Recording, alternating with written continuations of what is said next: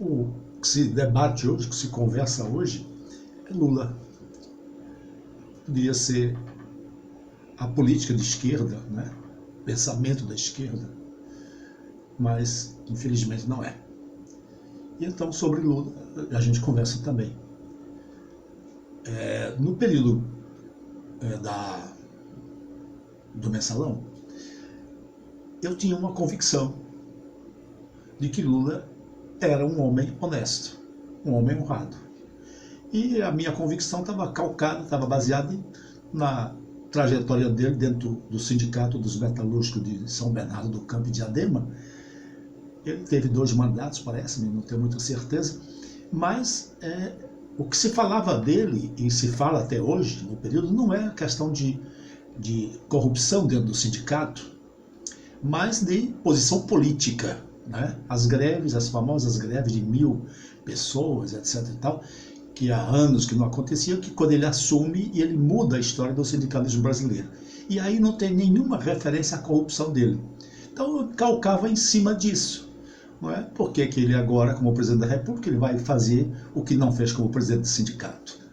Bom, mas era possível que esse cenário mudasse. Depois começou a segunda etapa, né, da política, né? Nesse caso eles nem pensavam ainda em golpes, achando que inviabilizando o PT, o caso do Mensalão, condenando pessoas, etc. e tal, inviabilizando o PT, automaticamente estaria inviabilizando o Lula. Depois percebeu-se que não. Então agora é inviabilizar o Lula. Então a Lava Jato, esse segundo tempo que, dentro da impossibilidade, já armaram o golpe, etc. e tal, e continua. O Lula continua sendo perseguido, ele continua, não pode receber título de doutor honoris causa, não pode receber doação de dinheiro, não pode fazer nada. E a gente tem certeza de que a sanha na perseguição dessa investigação, aliás, não é perseguição, mas na investigação da Polícia Federal em cima dele, não é de brincadeira, eles não estão brincando, eles querem encontrar realmente furos. Infelizmente, se seguraram em cima de um triplex lá no Guarujá, e antes de ontem, 3, 4 dias atrás, o próprio Sérgio Moro foi obrigado a dizer que, publicar o relatório da Polícia Federal dizendo que a Nilce Varken que é a dona do triplex, que não é o Lula, que está condenado a 9 anos e meio, porque o Sérgio Moro estava convencido de que ele era o dono do triplex, e ele não é. Então, essa perseguição a Lula, ela é patente, ela é visível, e qual é o objetivo? O objetivo é inviabilizá-lo. A possibilidade, a gente está vendo agora na caravana da Bahia como é que está a reação das pessoas. E então, inviabilizar como? Na época dele no sindicato, se acusava de grevista, fazedor de greve, etc. e tal. Você lembra? Eu me lembro muito bem, não é? Mas não tinha nada de corrupção, não tinha nenhuma acusação. E naquele momento era um pós-Guerra Fria, não é? Que o ser comunista, subversivo do Brasil, quem era contra o golpe de 64, eles botaram a taxa de comunista, não sabem nem o que era. E muita gente que foi acusada de comunismo nunca soube o que era comunismo, né? E fizeram esse negócio e funcionava muito bem. O anticomunismo da Guerra Fria funcionou muito bem no golpe de 64.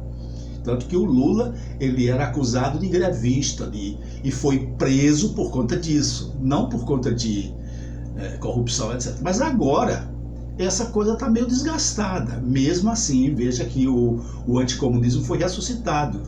Tem uma irmã minha que me disse, é inadmissível a sua posição de defender as políticas do PT, porque são comunistas. Ela não estudou nem o programa do PT, quanto mais o marxismo. Então, essa coisa foi levantada, mas ela é uma sombra. Um grande negócio, mesmo. E na Guerra Fria, o anticomunismo assustava, porque fizeram uma síntese, né? Comunista é a pessoa que come criancinha, não é? Que criança viva, pega e mata e come.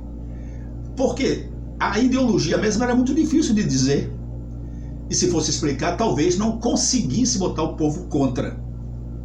Né? Então, o comunista era uma espécie de um bandido pavoroso, que ninguém sabia bem o que era, mas era uma coisa pavorosa que a gente devia evitar. Isso entrou agora, mas hoje já temos uma população mais esclarecida. Ainda tem muito fascista por aí, etc., mas a população é mais esclarecida. Mesmo assim, essa coisa voltou. Mas o pesado mesmo, como é que a gente destrói o Lula, é dizendo que ele é corrupto. Porque é uma questão moral. É muito antiga essa questão e se discute, né? E é fácil para a população conversar sobre essa questão. Está lá os 10 mandamentos, não roubarás. Pronto. Então ninguém quer ser ladrão, ninguém quer ficar perto de ladrão. E se é ladrão a gente tem que banir, tem que tirá-lo da vida pública, etc e tal. É mais ou menos, né? Eu me lembro que eu tinha lá pelos 14, 10, 12, 13 anos, na minha sala de aula um professor contou uma piada, não vou dizer o nome do político, mas eu vou contar a piada, que é uma síntese do que se pensava de corrupção na política. Diz que um candidato a governador de São Paulo, no palanque ele diz, esses bolsos nunca viram dinheiro alheio. Diz que a multidão gritou, roupa nova. Então essa é uma síntese. Mas é esse o pensamento, eu era criança, 14 anos de idade, 12, 13 anos, por aí, quando eu vi isso pela primeira vez. Então, essa questão de discutir o que pega mesmo, o que poderia pegar, chamar Lula de comunista, de grevista, já não funcionava mais, entendeu? Porque a greve ficou longe, então tinha que ser corrupto, pronto.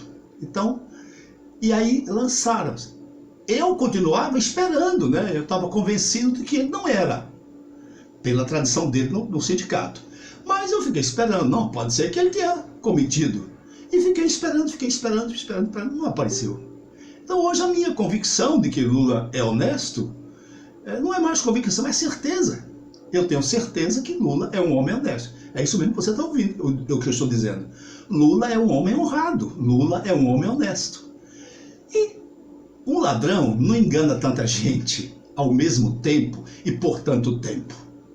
Então, meus amigos, se já se sabe quem é a dona do triplex lá do Guarujá, a dona Nilce Wagen, então por que insistir nessa condenação? Porque a gente não... Se o Sérgio Moro quer continuar, continue, mas a gente já saiu disso, a gente já sabe que não é. Agora eu tenho a convicção de que Lula é um homem honrado. Porque todo esse tempo de investigação e não encontraram nada, se agarraram com um triplex que não valia muita coisa, então tenha paciência, né? Era isso que eu queria conversar hoje.